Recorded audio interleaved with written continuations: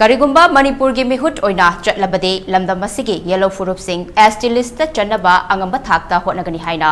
RPI athawalegi mirep Maheshwor thongnauzamda phongdokre wafam asing asi Scheduled Tribe Demand Committee STDCM na sangsilakpa Know Your Candidate ki campaign makhada Lok Sabha bikal asida mirep oiriba sing masa unaduna Karigumba mihut oina chatlabade ST gi matangda kari thabak paikatkani haibagi matangda phongdokibani mahakna makhatar Demand asi mai paknaba hotnagani haiba nattabida maitayna ST chanbagi matangda haukiba matam kayadagi chenjontuna lakli Union Minister of Tribal Affairs kasu unaduna hiramasigi matangdasu kupna khanakibasu laikre hairaduna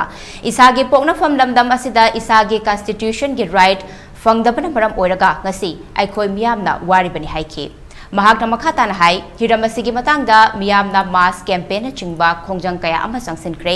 adubu miyamna thabak oina pangthokpa ngamdriba ase mari leinaba singna toge haina tawdabagini mahakti candidate lauthoklaba matungda wasak taret lauke maduda chitha horiba Manipuri yelhoumee singbu ST chalangani haina wasakiba leire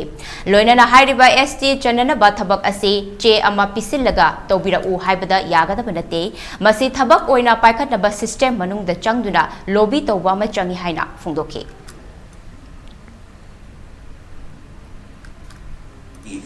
akoigi yelhoumee singse akoigi constitutional right phangdabadagi ne koinu wari base aduna sigi se akoina mayamna koi pamung oida lebiri mayam sina isai organization semaga sai tagi thong thinba ya thilli pisan ba ya pisalli mass campaign taw ya tawri adubu ke dawai huzibok tawdri base kari gino habu matamda tawroina tawdom yawbagini tawroina tawdoba yawbagini mayamna changjani ba tawwe sai tagi lebiri ba mayam sina isagi hak isagi right to the tanbi ya tali ado akoina huzi mainly